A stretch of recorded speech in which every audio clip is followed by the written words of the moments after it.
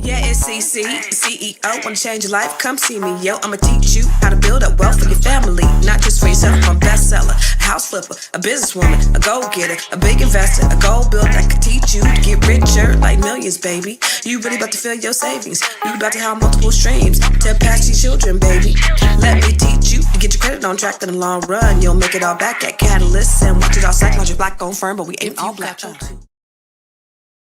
What's up, everybody? Happy Thursday. Happy Wellness Thursday. It's your girl, Constance Carter, and this is the Grow Your Money Club, where we talk about how to grow your money and not blow your money. Because what if you blow your money? It ain't a damn thing funny. What's happening, everybody? So I'm so excited to be here, and I'm so excited to have this conversation that it's definitely a necessary conversation in our community. So as you are coming in, you already know what it is. This is a dialogue and not a monologue. So I need you to do me a favor. I need you to talk back to me and talk black to me. What does that mean? That means the way this works is when you engage, it allows us to have a dialogue and us to just engage back and forth. I don't want to just be talking to you. We don't want to just be, we don't want you just to be talking to you. We want you to be talking back to us. So where are you watching from? Because I know we have people that watch from all over the world. So where are you watching from? Put that in the comments, put that in the chat, because we want to shout you out. All right. So I see, she already know Dr. Jones is going to be here. What's up, Sophia from Stockton, California? Hey, Booker from Fort Worth. What's happening? Okay, brother, man, I see you. We don't believe in hospital. Okay, we'll talk about that. We're going to have a conversation. Tamisha, what's happening from the mile high city of Denver? What's happening?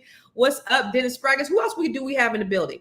So that's first thing. Secondly, for the people who are watching us for the first time, please put that you're a first timer, okay? So, and where you're watching from, because again, like I said, I know we got people that watch from Europe and Africa and Asia and Chicago and California and DC and all the places in between. So I see Emma. What's happening, Emma? How you doing, baby? I see you, Maria from Texas. The other thing is, if you are a Black-owned business or you know of a Black-owned business, please put it in the comments. The reason why I want to do this is there's a reason, very, very, very important reason why we do this all the time. What's up from New York City? Is because it's important that we close the wealth gap. All right. Okay. Emma from the UK. All right. Shout out. We got somebody from across the pond. It's important that we close the wealth gap. And the only way, one of the ways that we're going to close the wealth gap is by working together. Collective economics is critical for us to be able to close that gap. There was an article in Forbes magazine in 2017 that said by the year 2053, Black median wealth was going to be 0. Did you know that? Yeah, we're on the trajectory. We were on the trajectory, but I don't know if y'all know, because this is not widespread. In 2021, after COVID, Black wealth grew the most. I don't know if you knew that part. Black wealth grew the most out of any other ethnic group in the country. We were buying more, we were investing more, we were purchasing homes, we were doing all of those things. So our wealth is growing. So the prediction that we're going to go down, we're actually going up, and we can continue. But the way that we do it is by working together. I don't know if you know, but Black wealth stay, or the Black dollar stays in our community, they say, for 6 hours. That's a travesty. But the reason why is because we don't really have places where we can go and shop. We don't have places we can patronize. Only 3% of businesses in Black communities are owned by Black people. So you can go into a Black community and you can see an Asian business, you can see an Arab business, you can see a white business, even a Hispanic business, you can see a Jewish business. But if you go into a Jewish, an Arab, a Hispanic, a white neighborhoods, are you going to see a Black-owned business? No. Why? Because we're not owning businesses in the way that we should. And there's some historical context to that. But there's too much information out there. Like I always say, they done fucked around and gave us the internet. We have more technology in the palm of our hands with our phones than they had when they put the man on the moon. So there's plenty of opportunities out there for all of us, and we just need to take advantage. That's why I'm doing a training tomorrow. So I'm not coming live tomorrow like I normally do, but there are so many of you that want to start businesses. You have an idea that you're just sitting on, and you haven't been able to decide on how to move forward on it. One thing that I'm really good at is bringing out the best of people who have these ideas. And business across the board. I've helped tons of business owners be able to create their businesses, to be able to grow their business and leverage their business and scale their business. I'm doing a training called Think, Build, Monetize. It's a free training tomorrow that I'm doing at this same very time to help people like you who are looking to start their own businesses. You have an idea, to be able to take it from ideation to manifestation to monetization. So if you want to turn your idea into a business, I am doing a free training tomorrow. So go to thinkbuildmonetize.com to be a part of this training. Okay. So if you are not registered, I'm not going to be live tomorrow, but if you're not registered, you won't be able to take advantage of this free training, this free game, these free gems that I'm dropping for you. Because my thing is, if we really want to close this wealth gap, we have to provide solutions. And I'm always looking for ways to provide solutions to my people so that we can get out of this rut that we're in.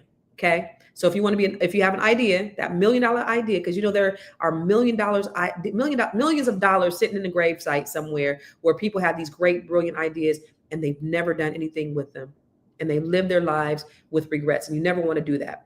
So you have nothing to lose by investing in yourself, because you are your biggest commodity and you are your biggest investment. Okay.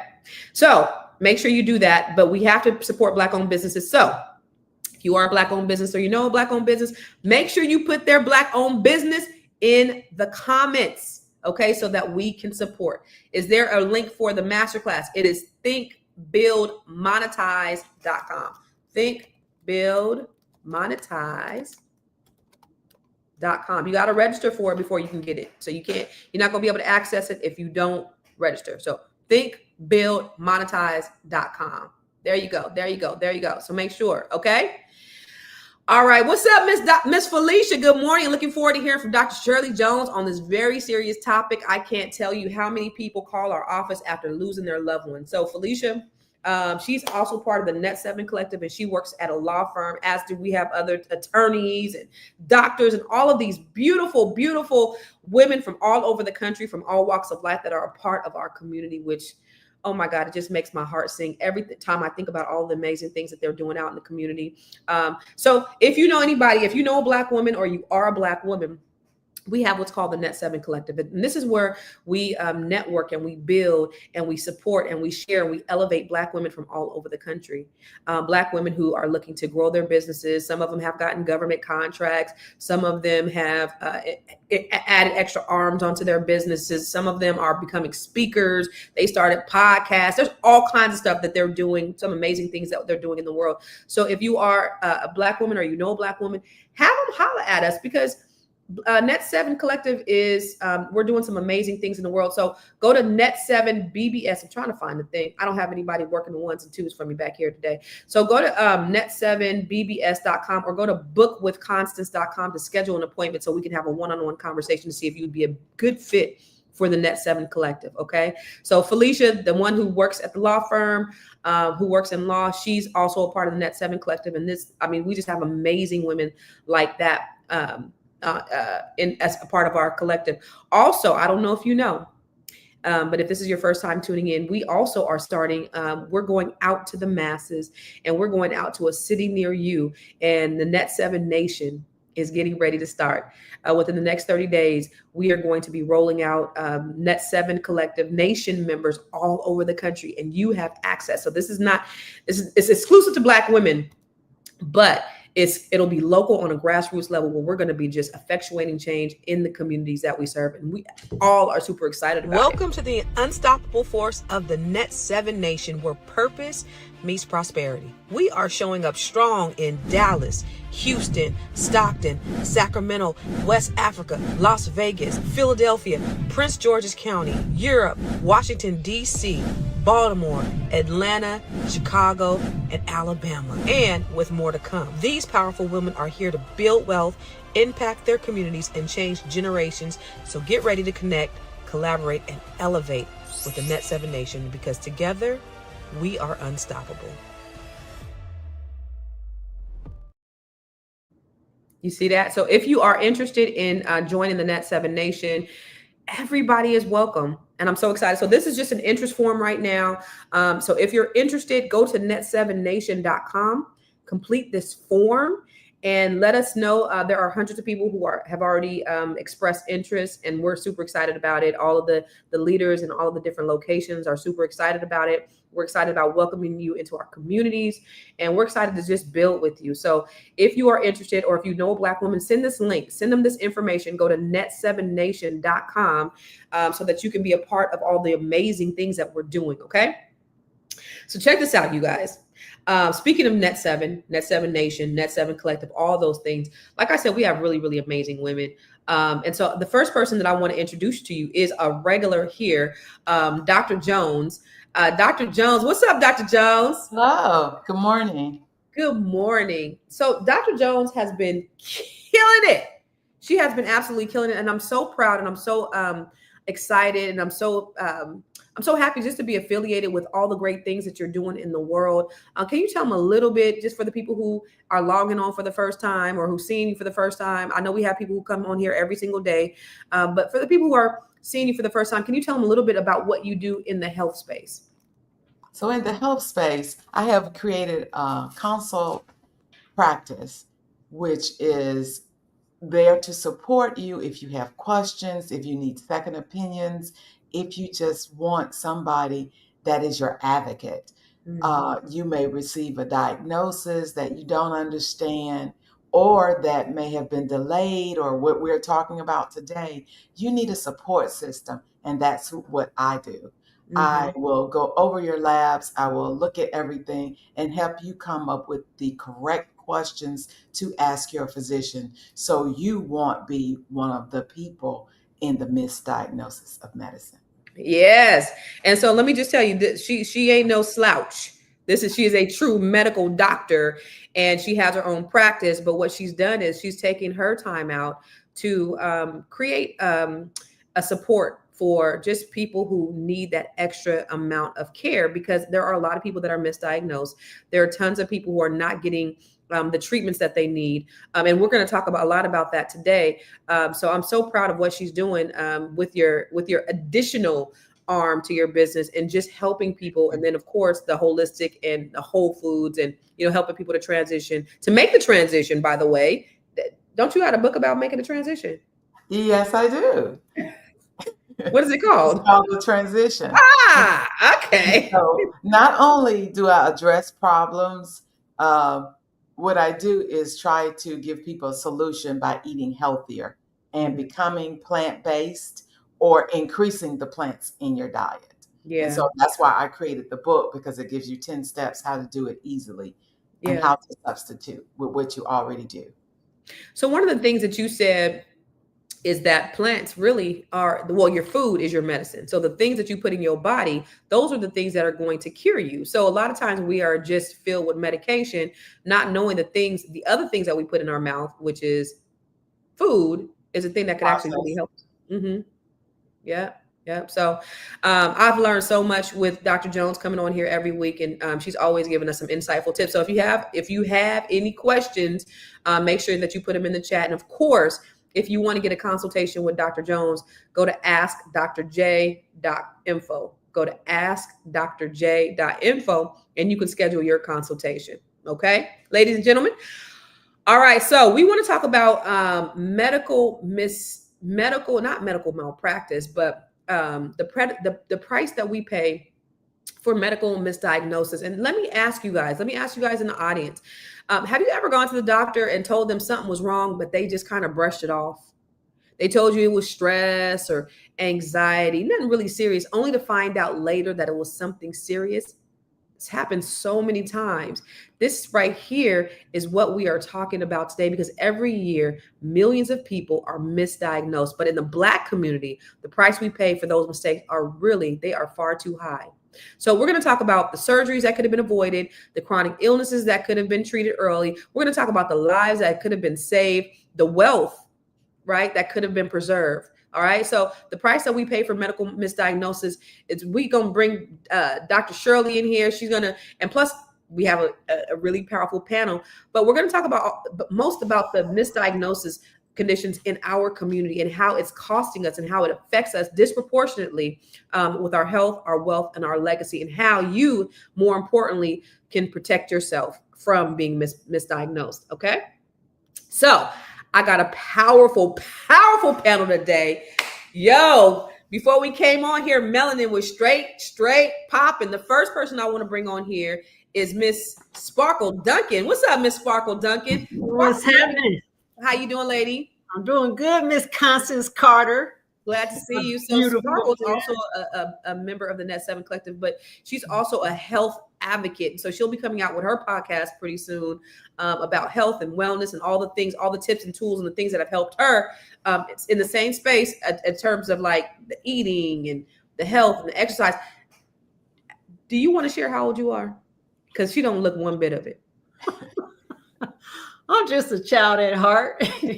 I got a birthday coming up tomorrow on the 18th. I'm so excited. Oh my God. Well, let me tell you, however old she is, she does not look nowhere near 65. I'll be 65 tomorrow. 65 years young. But I have to say that, okay, I've been on the planet for 65 years. I've seen a lot of stuff that I can't wait to share with you guys. But biologically, I think I'm a lot younger. I found a track that had artificial turf on it, and I used to run track. I went and bought some cleats, and I was wondering if I could still sprint full out. And I just took my time, just kind of jogging and got a little bit faster. And then I got down on the line, came up, pack, and I was like, did not fall down. I was going full out sprint. Let's go. So I love it.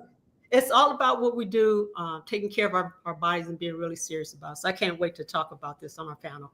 60 where? Come on now. Oh, baby. Right. The next one I want to bring up is Dr. Deborah Cox, baby. Now, Dr. Deborah Cox is is an educator. She is a PhD. She's also part of the Net 7 Collective. Look at her beautiful face right here. Now, when I met Dr. Deborah Cox about a year ago, she did not look like that. Sounds good. So young, so vibrant. Look like this. And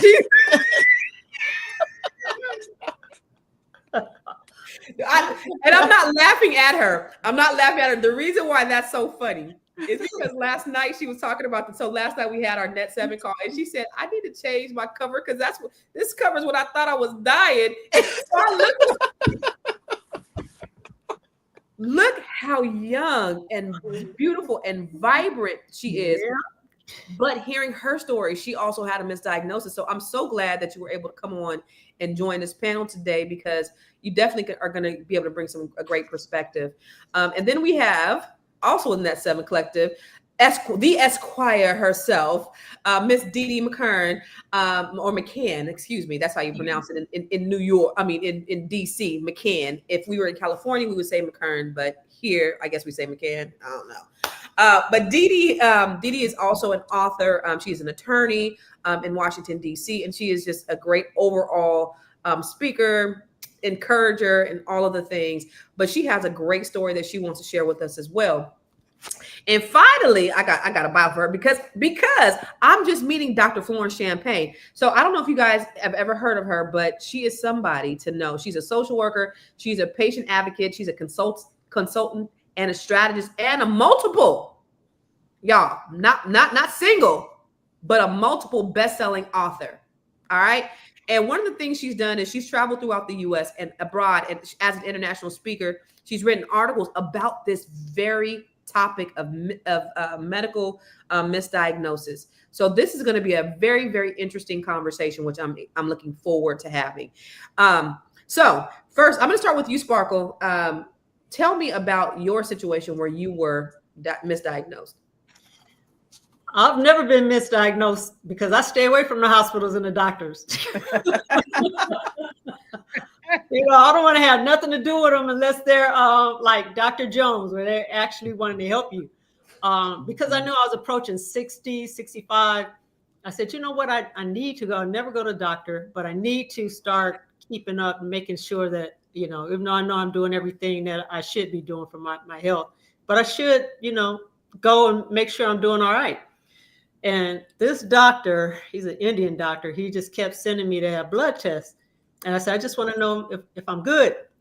And he goes, well, how old are you? I'm like, I'm 64. And he's like, well, you're black, right? I was like, last I checked, what? you don't have any high blood pressure and no diabetes, no nothing? I said, no. Well, we're going to send you back for more tests. And he sent me back again for more blood tests, a different panel, and kept coming back that it was nothing wrong with me. And then finally on the third time, he says, oh, your cholesterol is a little high, so we're going to give you these medications. I said, didn't I tell you I don't do meds? I said, just tell me if it's high, then I'll go and take care of it. That's what I want to know. And I said, how high is it? He said, just a little high, but we're going to make sure it doesn't go any higher. I said, how high is it? And he gave me the points. I said, well, what is it supposed to be? So I was like 1 point over, and he wanted to put me on meds. No way. Yes, he was determined.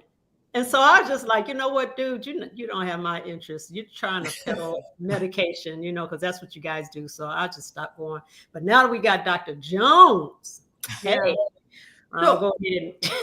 Speaking of which, let me ask you, Dr. Jones, about high cholesterol, because one of the things that I know, even with me, you saw my levels. You saw my levels.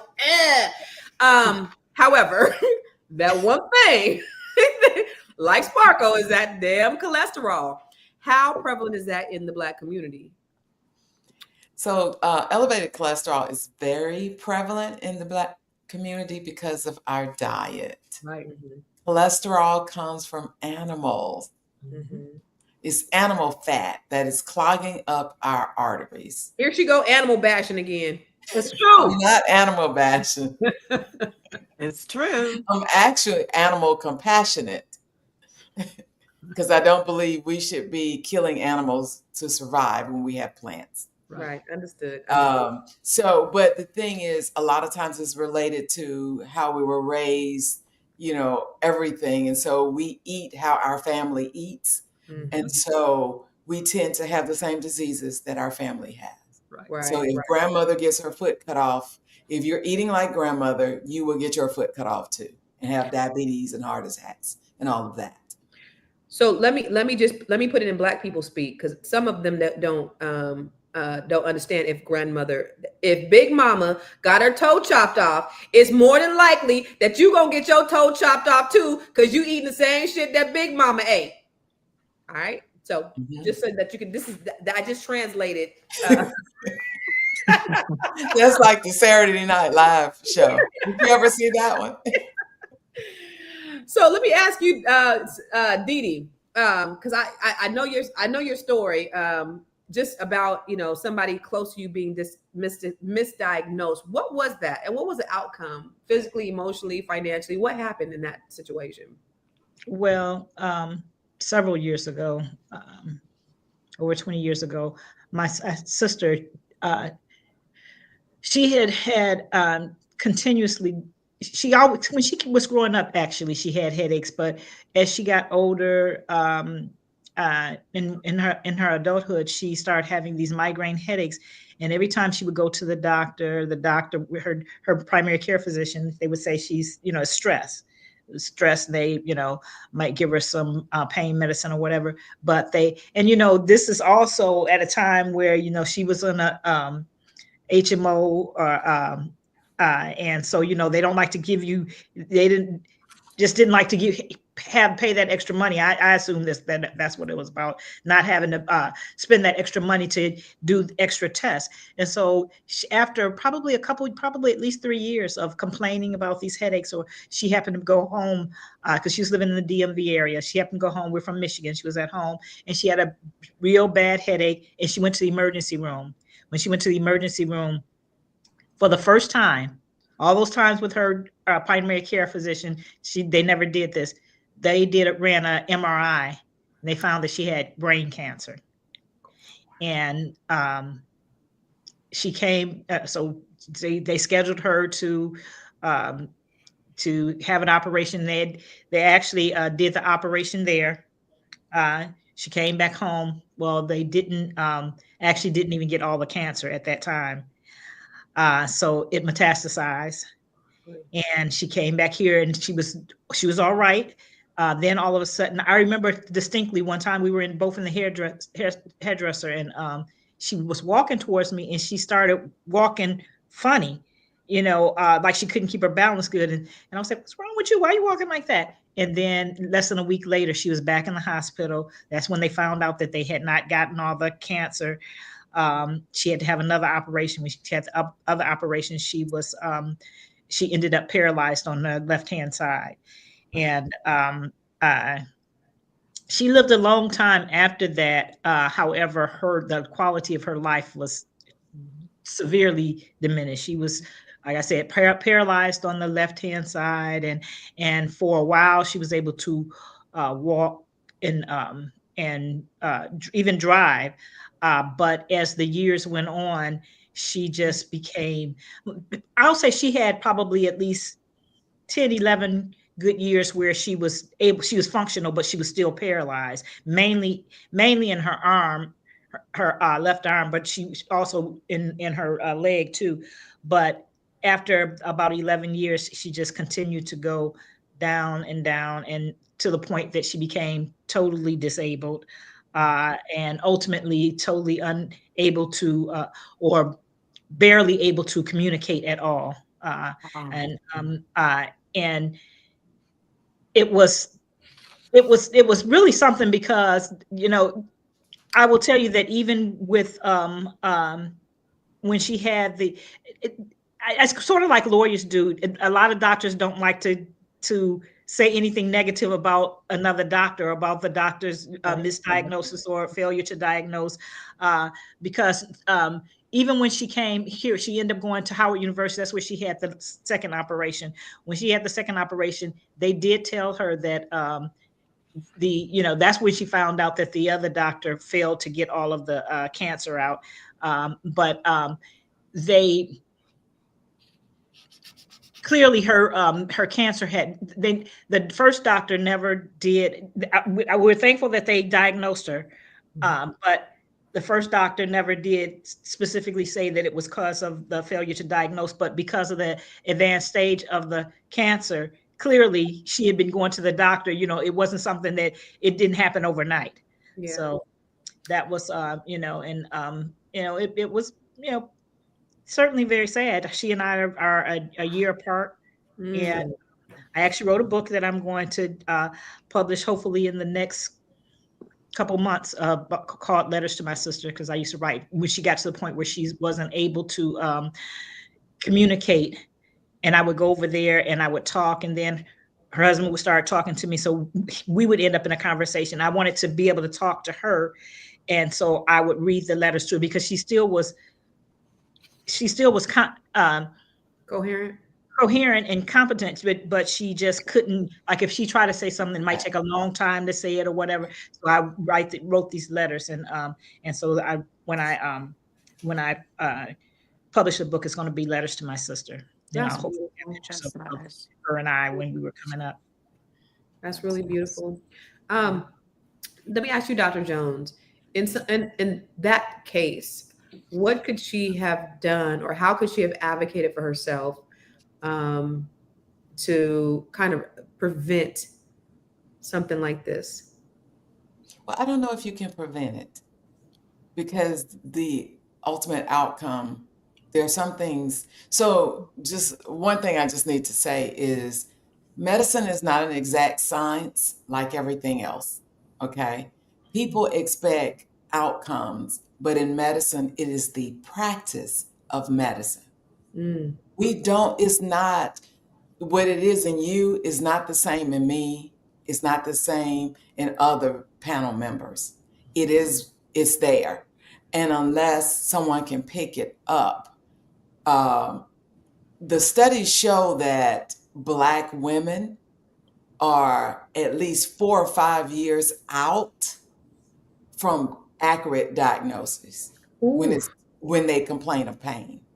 So a mm, lot of times we don't get diagnosed within adequate amount of time for heart attack, strokes, TIAs, and things like that, because they diagnose us with mental health issues such as anxiety, depression. Oh, Right. she's just over, oh, she's just stressed out. And so we're not listened to, which is what we were talking about previously yeah. last week. Mhm. So the delay in diagnosis can sometimes end up in death, but it can end up in the right treatments. It Mhm. also depends on if you know the questions to ask. If you get a second opinion, then you could actually bring a friend along to tell them, look, stop, listen to me. I know my body. This is not normal. I'm off. Right. And you got to have that second opinion. Yeah. Second opinion. And Second then opinion has got to be, if you know you're not being heard, because I don't know, how far long ago was this? How She many actually years? died. She actually died 2 years ago in February. She actually lived her. So she has a daughter. My niece Yeah. is 25 years old. They said she Okay. would never have any children. So it was before. So it's probably about 27 years ago when she Okay. was first diagnosed. And so, the thing about diagnosing and misdiagnosis, it can be various reasons. So one can be, um, are they running the right tests? Our medical system is so fragmented now that communication and follow up on labs, are they running the right tests, are all over the place. The medical system, we don't have enough physicians. Uh, they have decided to use mid-level, which are like nurse practitioners, physician assistants, which they are great, but it's just a different level of education. And so it ultimately falls on the doctor, but a lot of the hospitals are limiting the amount of time a doctor can see a patient and a provider, period, to 10 to 15 minutes. Can you really dig deep in 10 to 15 minutes? And right. they're pushing them to see, 20, 25, 30 patients.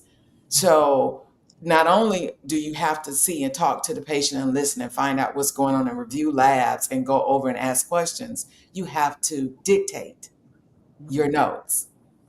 A lot of doctors end up dictating the notes at the end of the day. And so it becomes a push in a system that has been taken over by the bean counters trying to make money, and they have destroyed our medical system Wow. Dr. because Karen, nobody listens. So now, they are just basically providers or just basically trying to survive. Yeah. Dr. And so that's why you have to bring people with you. And you have to ask the questions. You have to say, look, this is not going to be in 15 minutes. Can you make me a longer visit? I was going to When ask. you're talking to the doctor, don't talk to the staff because the staff cannot do that, but the physician or the provider. And then sometimes you need to ask for a medical doctor. I was just wanting to ask though, if like in her case, where Mhm. you have a HMO and they don't give you order the test, if you got a, if they're the ones that the primary care physician has to make the recommendation in order for it to be covered under the insurance plan, how do a person advocate for themselves in that case where they don't have to pay out of pocket to get this, you know, MRI or whatever? Because they don't have a referral from their primary care doctor, because that's what's the case So in this, her. yeah, and that's the problem. That's why the medical system is broken, because the Mm. insurance companies now dictate what tests you can get. And back then with HMOs, because I trained in an HMO residency, you cannot order tests. Like a headache, they have to come back so many times and you have to rule out so many hoops to jump over because they don't want to spend the money Wow. to Wow. pay for the test. So they are, and basically, if doctors try to go against it, they are turned down by the insurance companies. Insurance companies pay hospitals. Hospitals are not going to take the bill because Wow. they can't stay solvent if they are doing stuff for free. So then either you pay for it yourself. But this is why it's so important to have a second opinion, a consult from a physician like myself who offer that, Yeah. where you can say, hey, I have my daughter, she keeps having headaches. What's the next step, Dr. Jones? What do we need to do? Yeah. Because then in that case, you may have to go around the system. And think about it. The cost where you pay out your pocket, is that really more than the amount of suffering and the years? Yep. You Let's see what talk I'm about saying? So that. sometimes it's worth the $1,000, Yeah. even if you don't have it. I've had people to go and take a mortgage out on their house to get the test to be adequately diagnosed. Is that right? No, that's awful that we're in a country that treats us like this. Wow. And then you add on top of that, what with the cuts that they're making to student loans, and Yes, the limits, and then people, a lot of, especially Black people, are not going to be able to become to physicians, go to become physicians, right? and we need that in our community because studies show that people who go to Black people who go to Black doctors live longer. They're diagnosed Right. better. They have better health care, better health. Wow. Okay, Dr. Deborah, Yes, have you been in a situation where you've been misdiagnosed? absolutely. Actually, about 7 months ago, I was diagnosed with a collagen vascular disease. And I went through a lot of panicking. And then I utilized the resources in our network, Dr. Shirley Jones.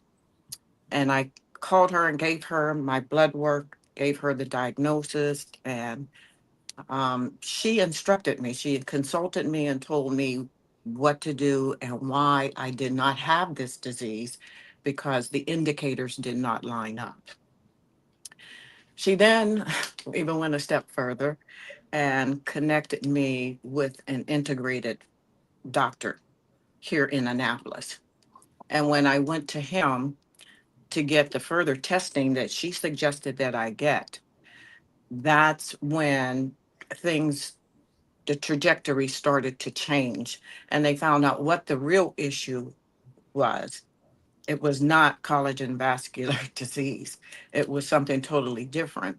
And along with that came along with her guidance came the notion that the testing for allergies and testing for hormones and all of these other testings that are not included in the insurance. And she's right. It's an out of pocket cost, but I would do it again and again for the results that I have received. As you can see in this picture, I literally thought I was dying. I don't know if you can see it very well, and we were creating this book.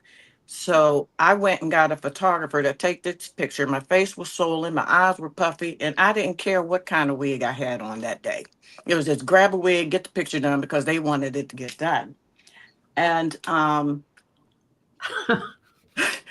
4 to 5, 6 months later, here I am, 20 to 30 pounds lighter, Looking good. in excellent health. I'm beautiful again. Yeah. I was here Always. before. I'm beautiful again and I'm healthy. I am eating accurately, as accurately as possible. I'm doing the right things, following Dr. Jones's book right here, The Transition. It's an easy step, right? You read, And yeah. doing what I need to do to improve my health. And along that trajectory, I found out that I was being treated for um, cholesterol.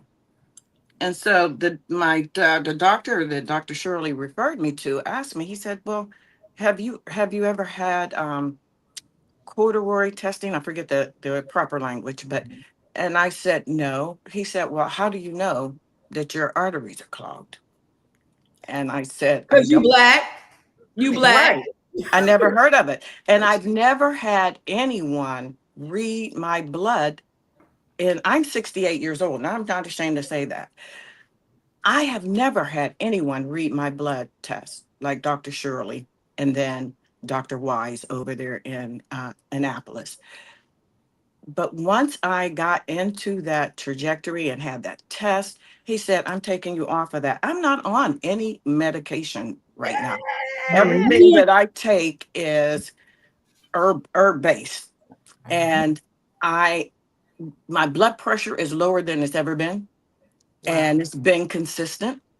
My weight is consistently coming down, let's go. and I'm a happier person. I suffered from um, anxiety. That has come down. I'm waiting for complete healing with that. My next visit, we're going to focus specifically on that so I can get rid of my natural herbs. You know what I'm saying?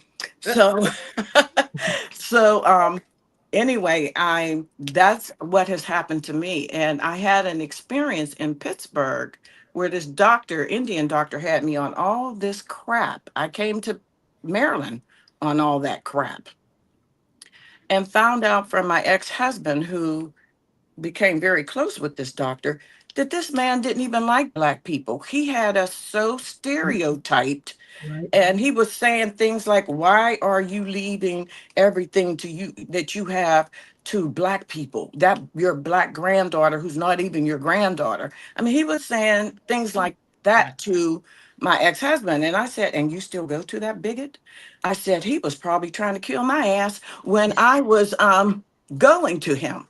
So, you cannot Oh, trust these wow. doctors. And like Dr. Shirley said, you have to go and get second opinions. And if it costs you, the cost is worth it.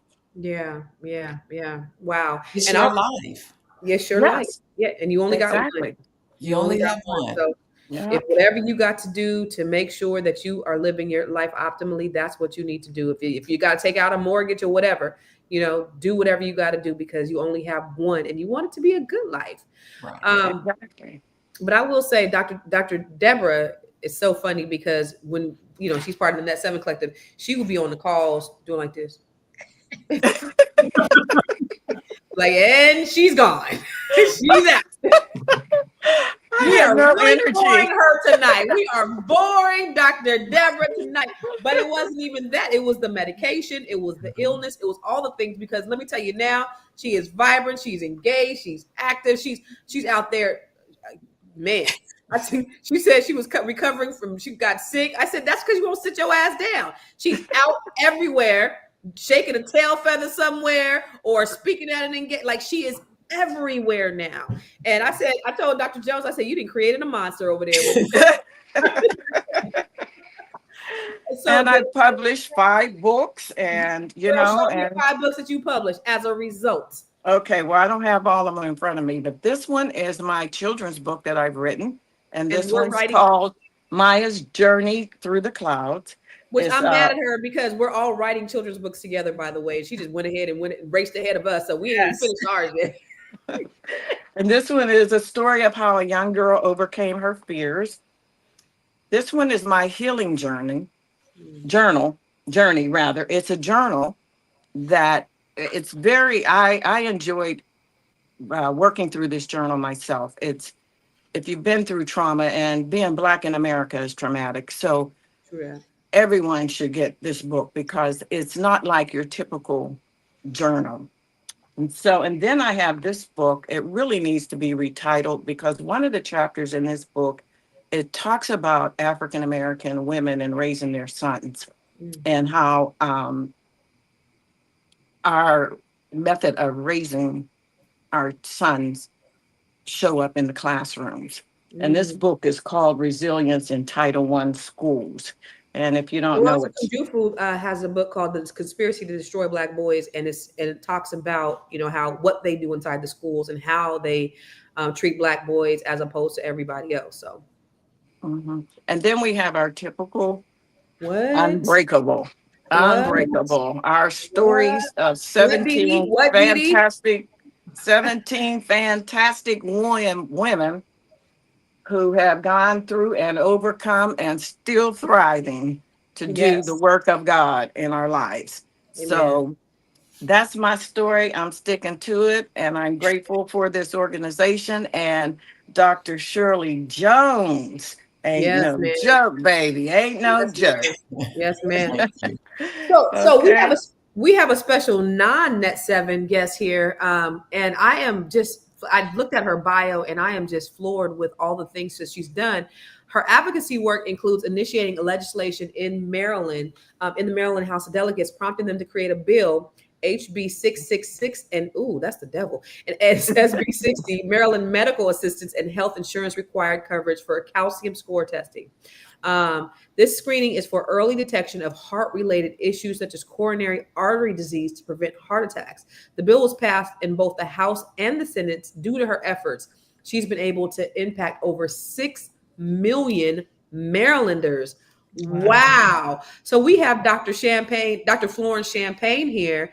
And so you have a story which actually prompted this bill. Is that correct, Dr. Champagne? Yeah, thank you, first of all, so much for having me. And thank you to Dr. Deborah Cox for suggesting that I come on today.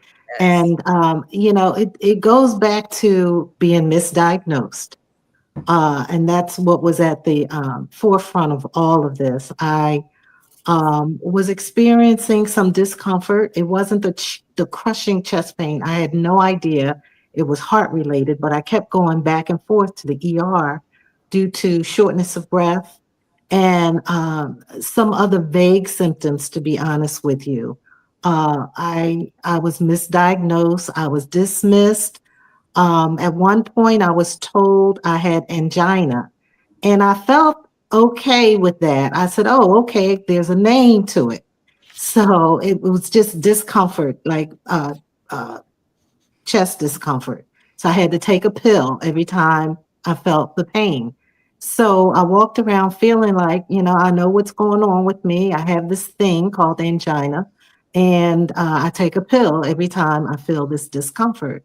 Well, time went on, and it got progressively worse until I collapsed. And I did meet a doctor along the way that that told me that he said, it looks like you've been to the ER several times. Have you ever had a cardiac catheterization? And I said, no, I don't even know what that is. So he said, don't worry, we'll find a way to have it done. He said, he asked me about the type of insurance that I had, and I didn't have any insurance at the time. I was in between jobs. He said, that's why you haven't had the proper diagnostic test. Wow. So he said, don't worry, we'll find a way to get it done. And they did. And as soon as he did that, they found out that my main artery, the LAD, they call it, Dr. Shirley's going to know what this is, the widowmaker, it was 99.9% blocked. And so by that time, they were rushing me off to the operating room to perform emergency open heart surgery. This went on for almost a year, and I nearly lost my life due to not having enough coverage, being misdiagnosed, and being dismissed. Being Black. So God spared my life, and when I came out on the other side, I got angry and I got to work. I'm a social worker and advocate anyway. So, I realized that my story was not unique, that there's often misdiagnosis, and there's often Black women being dismissed for lack of coverage and quite frankly, not being listened to. So I put on my advocate hat, and I became an advocate and joined Women Heart, a national coalition of women that supports women with heart disease. Because women suffer different symptoms, more vague symptoms than men. It could be, and Dr.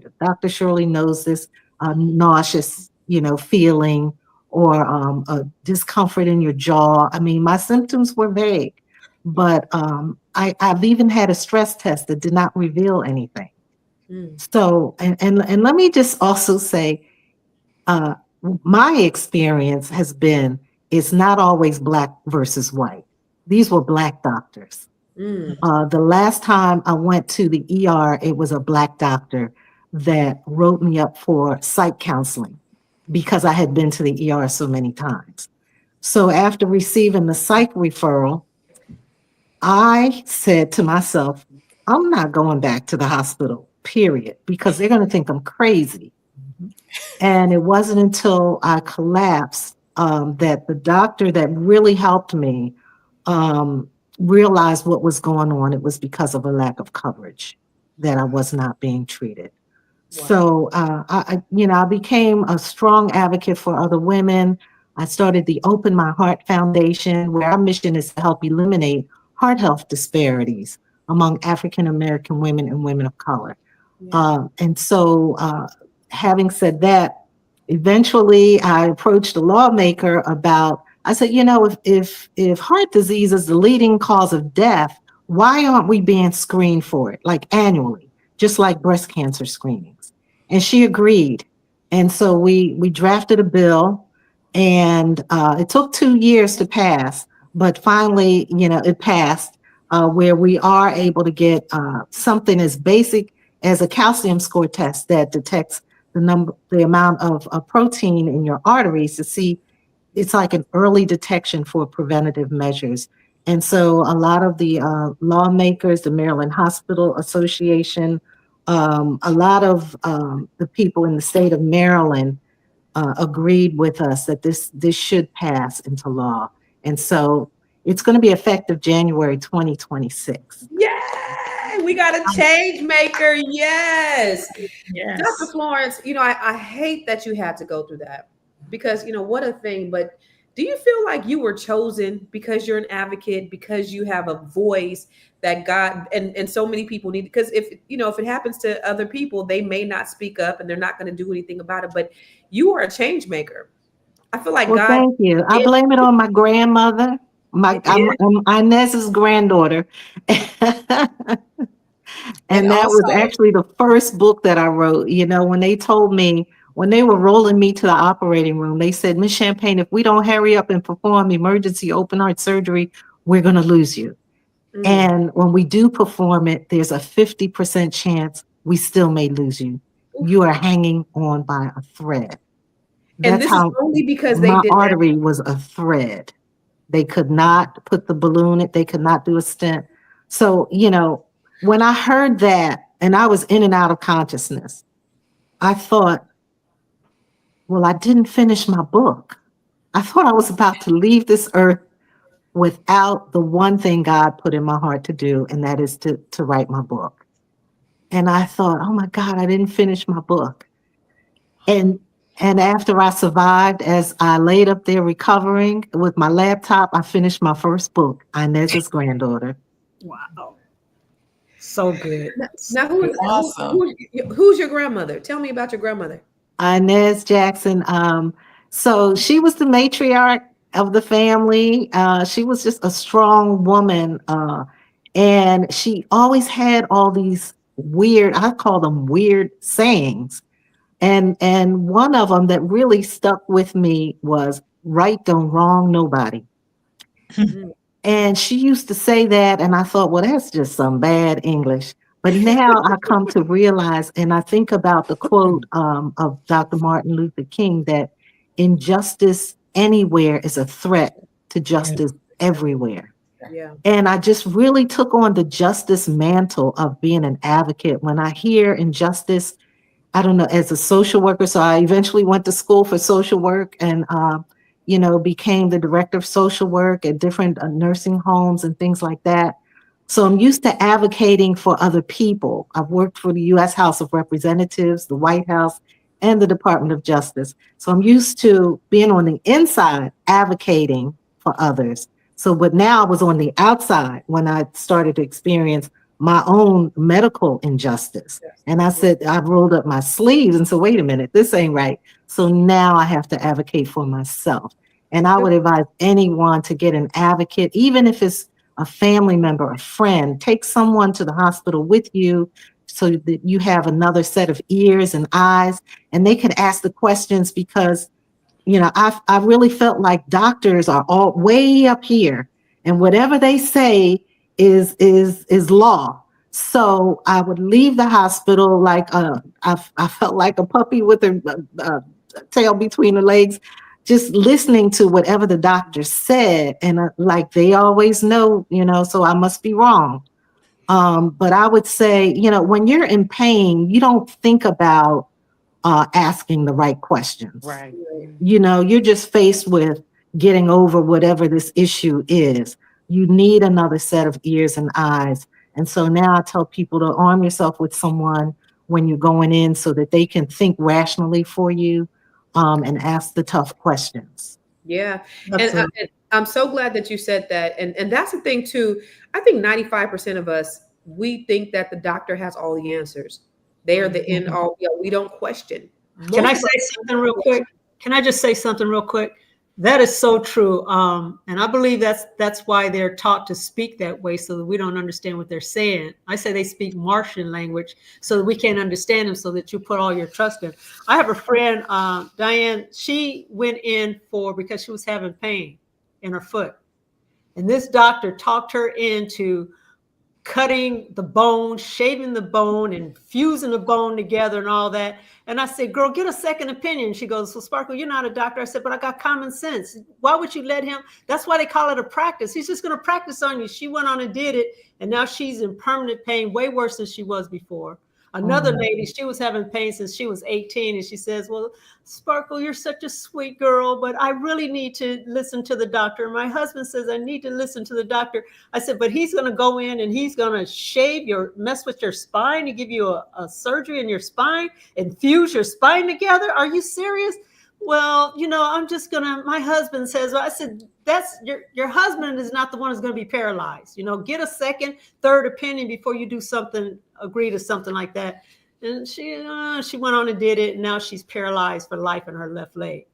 Oh my So God. anytime you That's go into the terrible. hospital, you need to have an advocate with you, and Yeah. especially, and sometimes people are in the hospital and their family went to work or they're not there. They get the worst treatment because there's nobody there. When my mom was in the hospital, it was 10 of us in ER.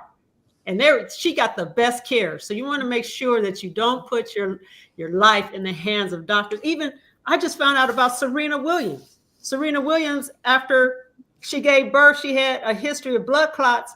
And after her delivery, she recognized symptoms of pulmonary embolism. She had a PE. Yeah, but she felt that her concerns weren't taken seriously. She's Black. She's Serena Williams. She said at first, by her situation, her concerns weren't taken seriously by the medical staff. She had to advocate strongly for herself to get the testing and the treatment that she needed. And we heard about other blatant racism. Sometimes it's implicit biases. A lot of times it's unconscious biases. But for some reason, these people think that maybe it has to do with slavery. We gone through so much pain that maybe we're just creatures that can just take pain. So they don't want to. And there was a study done on that too. It's a real thing where they think we can tolerate more pain, and we are not as acknowledged as our peers, as Caucasian, as someone as being in pain. But I totally agree. But let me just also say that sometimes your doctor has to be your advocate. So there's all different forms of. I met a doctor that I knew he was God sent, and that was the doctor that became my advocate. You get the right. Even when everyone else was dismissing me, misdiagnosing me, he stood up for me. Yeah. And made sure I got the proper diagnostic test that I needed, regardless of insurance.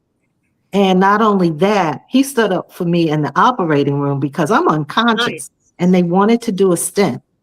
And he didn't want the stent. So there was a back and forth between the surgeon and my cardiologist. And he stood up for me after the fact. He told me, he said, no, this is my patient and we're doing it my way. Because he had just lost a patient due to them doing a stent, and they died. So he knew the best route to take. You had work to do. You're supposed to be protecting, because it wouldn't have worked for me. Sometimes you need advocates all the way around. And just like, Dr. Shirley is an advocate, we need advocates at high levels. Sometimes I get calls from other people that need help. And so I get to work on calling a member of Congress or calling whoever I need to call and let them know about this patient that's in their district or whatever. So it's all different levels. And I encourage everyone to know who all of their representatives are as well. State, federal, local, whatever district you're in, we have to become armed and educated with the players involved and who could actually do something. Someone was kicked off of their Medicaid unjustly during the time of COVID. Like after COVID, and it was no longer a pandemic, like the laws may have been relaxed during COVID, but after it was no longer official a pandemic, they were kicked off. And so I had to fight for them to get back on, because they hadn't seen their cardiologist in a year by the time that she got to me. And this was a heart failure patient. So we need advocates at every level, doctors, state, federal, lawmakers, everywhere. Well, Dr. Champagne, what it does is it just goes to show that we can have an impact, we can have a voice, because even though you have experience, you have knowledge, you've been on the inside, you've been on the other side, and you were able to make change, you were able to pass bills, get laws passed in order to advocate for us. So what that means to me, what that's telling me, and it's very inspiring and encouraging, that we can do it too. Anybody could do it. Get to know who your legislators are so that you can, if something happens, you go to them, you make sure that they pass laws to be able to help other people. Because out of sight, out of mind, if they're not thinking about it, if it doesn't happen, if it doesn't come to their attention, nobody's thinking about it. Right. They So work what for that you. also You are their says is- constituent. Yes. But what that also says goes back, I know people like to point fingers. It's not always the doctor, it's the system. Right. The system is against us. That's why what you did was so important. And also, you are very blessed. Mhm. This was God's way of working through you. Right. Because everybody else that has what you had, the reason why they can't advocate, they're dead. On. Right. Exactly. My father died of the same thing. Mm. They kept him in the doctor's office and called 911. What do you And he mean? had a major LAD heart attack, closed off, died. They couldn't even resuscitate him. Same thing I had. It happens so often. My dad fell down the stairs and busted his head and hemorrhaged. And this was a Black doctor. He just let him lay on. He was over there joking with the nurses. And I said, "You're not going to operate it?" Well, he's older and his brain will absorb the blood. And that didn't make sense to me, And then they kicked him out and put him in a rehab center with no nurses. And I found out, I was trying to rush over there to get him out of there, but he had passed away before I can even get there. He not only had a brain hemorrhage, but he also, his left lung was collapsing. And a nurse told me the reason that they kicked him out of the hospital is because he was going to die. They weren't doing anything and they didn't want that death on their record. So That my is brother terrible. fell out of bed and broke his arm. And this is how biased the system is, that people are, that they wanted my mom to sign some document, but my mom's an educated woman and she read the document and she was going to give away control of her son to the doctor. And the document said that they wanted to break every bone. My brother was 7 years old. They wanted my mom to agree to have them break every bone in his body and put him in a body cast to see how he recovered. That's the kind of stuff that we go through. We got to pay attention. Don't So just Dr. Shirley, you were saying about your father, and you were saying that a lot of people, you have observed or witnessed a lot of people who did not make it through that type of People don't survive that unless you know it in advance. That LAD, yeah. Because that's the major vessel that supplies the muscle of your heart. And that's the reason why I said, like, So if you don't get blood supply to your heart, it doesn't work. Right. That's And what that's is- where my problem was, the And that's where LAD. most people's problems are, but most of them end up dying of a major heart attack. Right. so she's really here on special assignment. Yes, that's what I'm saying, Dr. Florence. You were called by God for such a time as this to be an advocate for millions of people. And I know you know it, but I just wanted to just reiterate it for you, encourage you, continue to fight, because God called you for this assignment for a purpose. You are here for a purpose. Thank you. God kept you for a purpose. Dr. Jones just said everybody dies. Not only Everybody. did you And sometimes you don't know whether you're making a difference. I just know how passionate I am about All of this. us die. You're making a difference. Because I'll get on my soapbox and I say the same thing over and over again. But thank God this bill was passed. Yeah. They heard me. And I recently went to Howard University Hospital at a luncheon they had for Black cardiologists. And I was just floored when they stood up and acknowledged what I did. And one of the cardiologists said, you have saved more people with your bill than all of us in this room put together. And Wow. that just made Aw. me cry. Wow. So Wow. I thank God for using my voice and my story, Yeah. because God said to tell your story, Yeah. and that's how we overcome. We by each other's testimony. I laying up there in that bed, I didn't know I really I suffered from post-traumatic stress disorder. I was a mess afterwards because I felt violated that they cut open my chest. I was a mess wrapping my head around healing and what's going on. Why did this happen? I did become depressed. I did become a mess. And, I really felt like giving up. I didn't know why I was saved. And God said to tell your story. And that's what I've been doing. I didn't know how to tell my story, but I was approached in the hospital to tell my story. They came to me. I said, "Oh, this is what you mean." So, yeah, I do And this believe God has a purpose for everything. 100%. And And so this we this just want to continue to encourage Florence to Yes. continue going and doing what you do and to support you in any way that we can for the next leg of your journey, yeah. Yes. Thank whatever you the so Lord much. says. Thank you. I don't have a book with me, but my next book is called Our Scars Matter. And so it's a collaboration of other heart survivors and stroke survivors sharing their similar stories of Yeah. not being listened to. And, we take on the Wonder Woman syndrome and, try to do everything for everybody and then not being listened to by the doctors at the same time.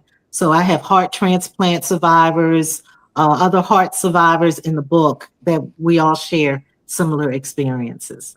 This today was about sharing our stories, about, going through medical misdiagnosis.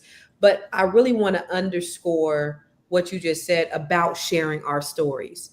And I don't care, it doesn't have to be about medical misdiagnosis, whatever it is. You have gone through something, and that's why the book that we wrote, y'all, is so important, because we're talking about being unbreakable. We're talking about the things that we have gone through, and they're different stories because there's different women from all walks of life, but we have a story, right? Everybody has a story. Stop it, Dr. Deborah. You have a story. Everybody has a story. And I'm talking about to the people who are audience. You have a story also. It could be something totally different, but somebody can be healed, somebody can be saved, somebody's life can change as a result of you sharing your story. So that's the word Amen. I want to get out today is don't keep your story to yourself, Mhm. because this lady has helped millions of people get medical treatment for something that wasn't even on anybody's radar, that millions of people were dying for year over year over year, because she shared her story. Laws were Amen. changed, lives were changed. You have the same power, ladies and gentlemen, within you to be able to tell your story, to be able to impact somebody else, because that's what it's about. We come here live every single day because we want to impact you in a one way or another. And so I'm going to let y'all, this was a great conversation, but before we go, I want to just share with you all 12 million people are misdiagnosed each year in the US, and Black patients are significantly more likely to experience diagnostic errors. What do we do about that? Real quick, Dr. Shirley. So, number one, I wrote 6 steps. One, you got to speak up. That's the number one. If you are having pain and you have an issue, write it down. If you can't tell it, bring an advocate along. And that's the second person. Bring notes and bring a support person. And Now, it could really be, quick. Now, really quick. So that right there, when you said it the first time, I didn't understand it until Dr. Florence underscored it, because she's talked about having an advocate there because they're able to kind of just think rationally when you're not. So right. now And I know when you're being dismissed because yeah, the other person will speak up and say, wait a minute, Mhm, and mhm. no, that's she asked very you these important. questions. That's That's what I very mean about yeah. having a support person. And even Sparkle talked about don't leave your family members in the hospital because once again, I don't want people to get swayed from the real problem. It's always easy to point fingers at the doctors. The Mhm. problem is the system. It's Yeah. broken. That Yeah. part. They're not providing enough support people for the people that are there. So a lot of this stuff falls between the cracks. Mm. Like the fact that she was in the ER, all these multiple visits, she should have been referred to a primary care doctor that could have ordered all of that. Yeah. Because ER doctors can't order that stuff. Wow. Okay. But that's the system. Yeah. People are discharged without medication. People are told they have infections and they're discharged without antibiotics. I've had patients who were diagnosed with diabetes that were discharged with insulin prescriptions and were not given syringes. Mm. Wow. And nobody asked It's the system. because they didn't take. That's what I'm saying. It's the system. The system is broken. So don't just focus. Yes, you need to change doctors. You need to make them do all of that. But a lot of times it's the result of the system is Yeah. broken. Yeah. And it's about to be more broken now with them.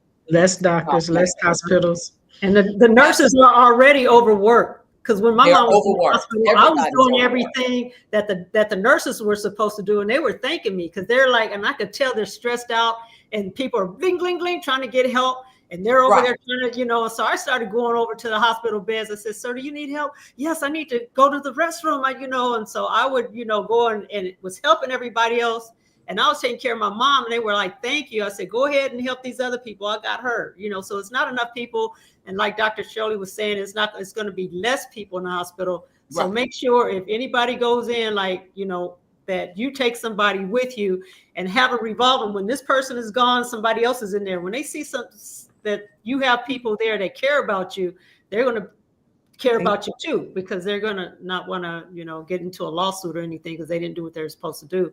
But wouldn't nobody know nobody was there? Right. Yeah. And the third thing is ask questions.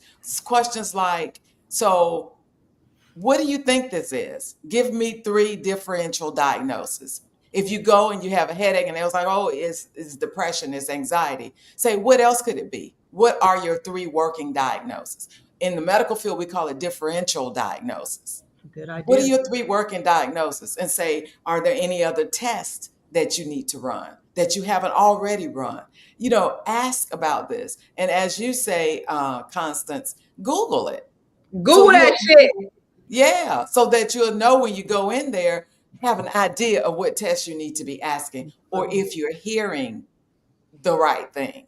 Yeah. Also, then you'll ask them before you leave, what should I look out for at home? How long should I wait? When is my next lab test? When you going to see me the next time? What are we going to do the next time? So hold them accountable. I know 15 minutes is very short, but at least in their mind, if you start asking all of these questions, it tells them, 1, you care about yourself.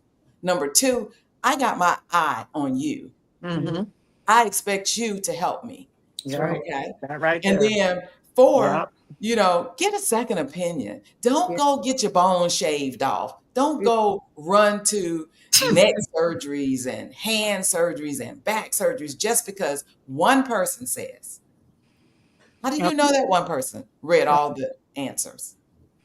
The lady that got her foot surgery done, her bones fused together and messed her up. Yeah, because bones are not supposed to be fused. The doctor went out of the country. Motion. He ran out of the country. He was practicing on her. Go ahead. 5, like what you said, Constance, is know your history. Know what things run in your family. Do you have uncles that are dying? Because the big things that people are misdiagnosed on are cardiovascular diseases, which are heart attacks, strokes. They misdiagnose strokes, infections. People die from major infections that should have been picked up long time ago. Wow. And cancer. Wow. Infections, if you start sweating and you're not supposed to be hot and the rest of your hands are cold and you feel bad, that's an overwhelming infection. Right. Go to the doctor. Right. Okay. And then the last thing is trust your gut. You know something is not right. So speak up. Find your girlfriend that asks too many questions, take them with you. Take her with her. Take her with you. And listen, oh my God. So what I need everybody to do who's watching this, I want you to rewind. I don't know what we're on 114, 110. I want you to rewind it right there. And I want you to take notes on what you need to do every time you go to the doctor. These 6 things that Dr. Jones just said, make sure you take that when you go to the doctor so that you can be well equipped so that you won't be misdiagnosed.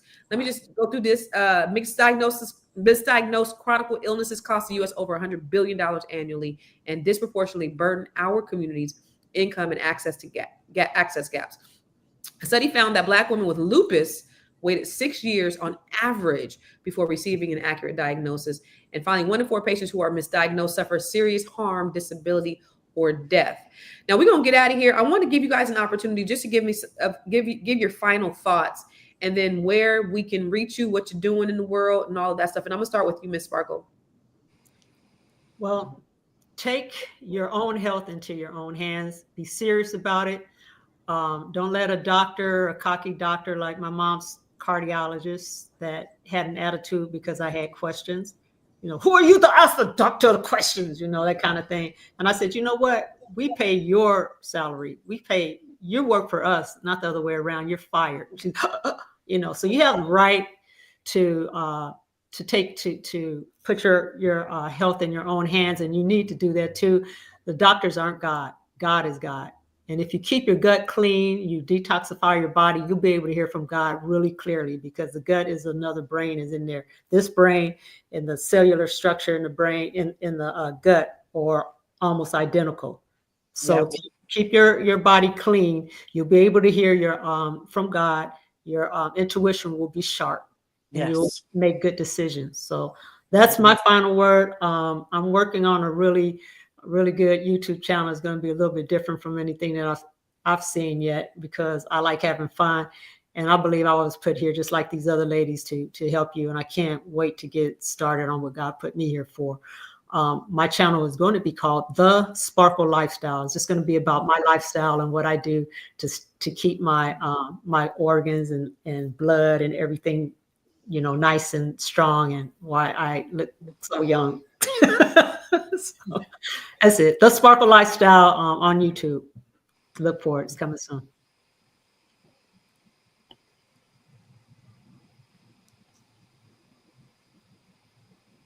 We can't hear you, Constance. My bad. I was muted. I said, I'm sorry, Miss Dee. What are your final thoughts, and where can they find you? Okay, my final thoughts are, be your own advocate. I like the idea of taking somebody else with you, but be your own advocate as well.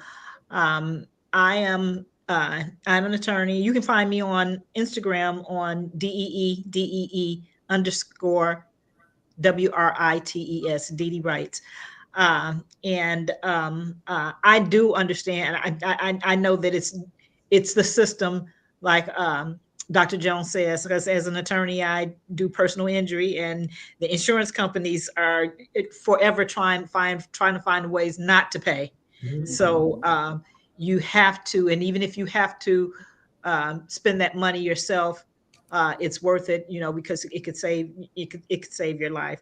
Mm-hmm. I also look out for, I am still working on getting the movie. Yes, I'm also a script writer, and I made a movie, and I'm looking to hopefully try to get my short movie, He Only Hit Me 4 Times, on some platform before the end of this year. I'm claiming that. I'm going to do. I'm not going to say I'm looking forward to. I'm claiming that that's going to happen. But you can follow, like I said, follow me on DEE_Writes, WRITES, on Instagram, and I will have any updates on that there. And also, you can reach me there for practice of law. I do personal injury, family, contract law too, and so you can just contact me on at that same platform.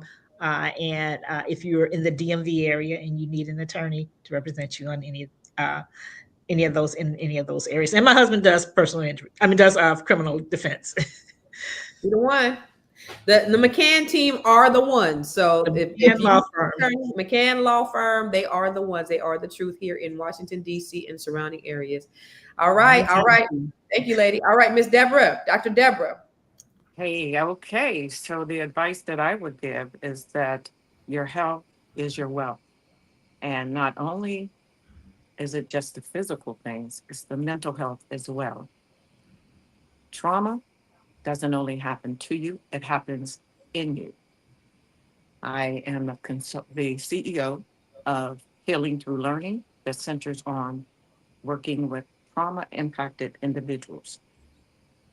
I do public speaking and workshops, top of the line. And I am open for business. And remember, your mind is like any other organ in your body. Trauma doesn't just happen to you, it happens in you. God bless. All right. All right. All right. And then Dr. Florence, give us your final thoughts, and then where can they reach you and find your books and all that good stuff? Okay, thank you so much for this opportunity once again. My final thought is one of the things I did not talk about is don't use the ER as your primary care physician. Mm. We do go to the ER when there's a major issue. But we have to stop being so busy in our lives to take care of our health. And that's one of the things I hear from doctors over and over again because I listen to both sides. I always like to listen to all sides.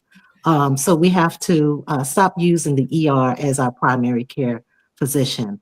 Ask the doctor to explain your medical records to you, even if you don't understand them.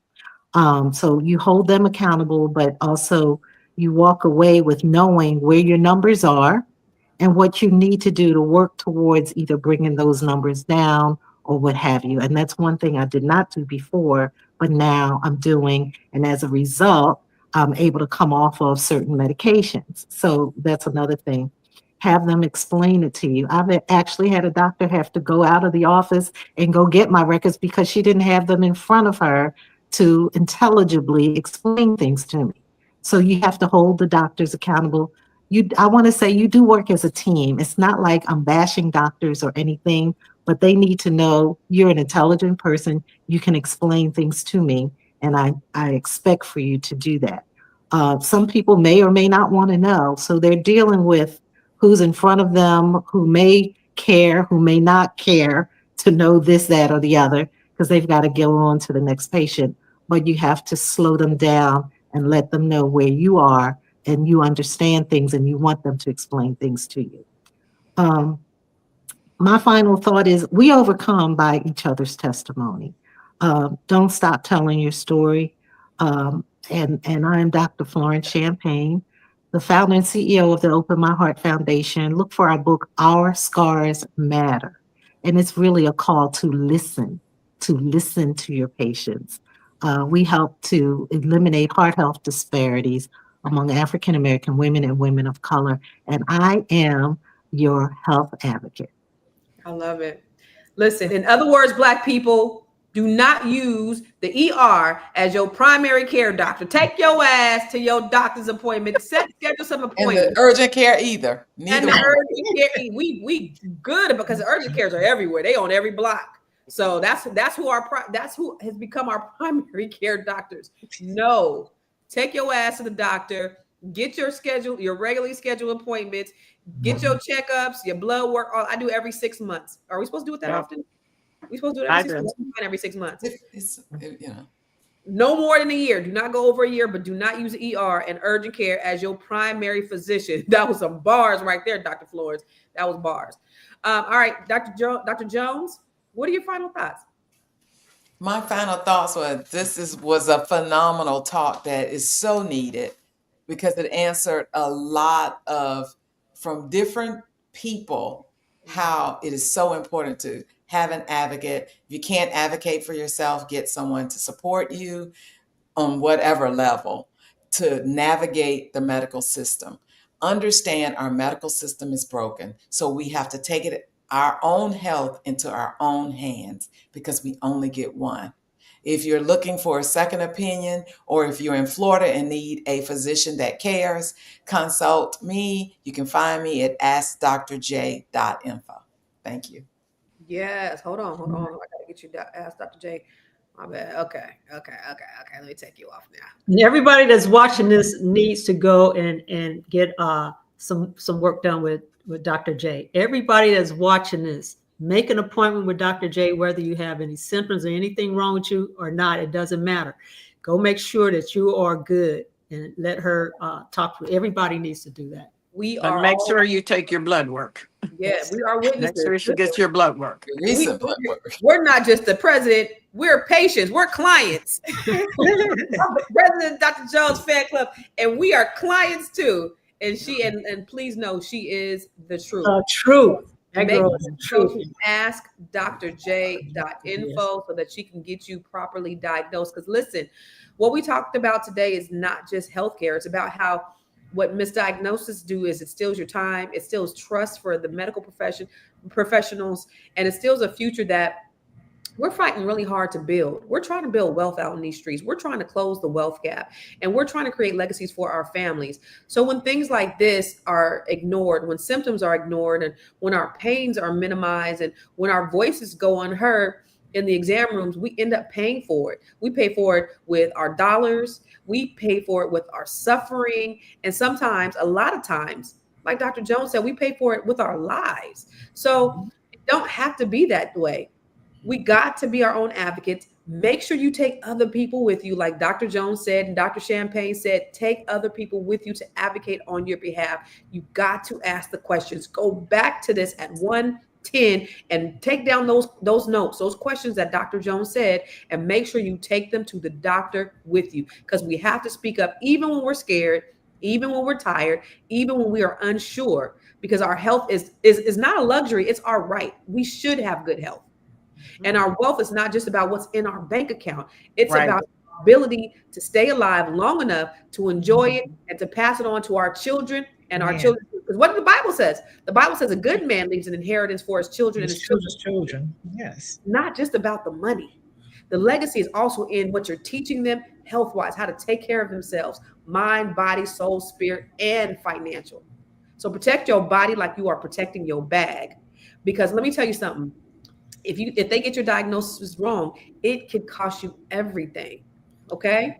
So make sure you share this with somebody you love, because this could be the matter of life or death. We have to have these uncomfortable conversations, and we got to make sure that you have advocates and you're surrounded by people and practitioners who see you, who hear you, who will fight for you, because we can't just build a legacy if we ain't here to live it. All right. So thank you guys again. Thank y'all for coming on here. This was such an awesome and rewarding and fulfilling and juicy conversation. I absolutely loved every bit of it. Make sure you share this with your friends and family, because again, this could be the difference between life and death. We'll see. I'll see you on tomorrow. Listen, don't forget, tomorrow we are having the the Think It, Build It, Monetize It training that I'm doing here tomorrow. It is a free training where I'm helping you take your idea and turn it into a business. So if you are interested in taking this training, go to thinkbuildmonetize.com, where I'm gonna help you take your idea and turn it into a revenue generating business. So get on here with me tomorrow. I will not be here live, but I'm going to be doing a training at the same time. And if you want to be a part of it, you have to register for it. Free, 1 hour. We're going to be in and out, but you're going to walk away with some really great nuggets and the ability to start something that you've been sitting on, that idea that you've been sitting on for so long. So again, thank you guys all for rocking with us today. And we'll see you. I'll see you on Monday. For those I'll see tomorrow, I'll see you tomorrow. And the rest of y'all, I'll see y'all Monday, same bat time, same bat channel. I'll see y'all. You guys don't leave yet.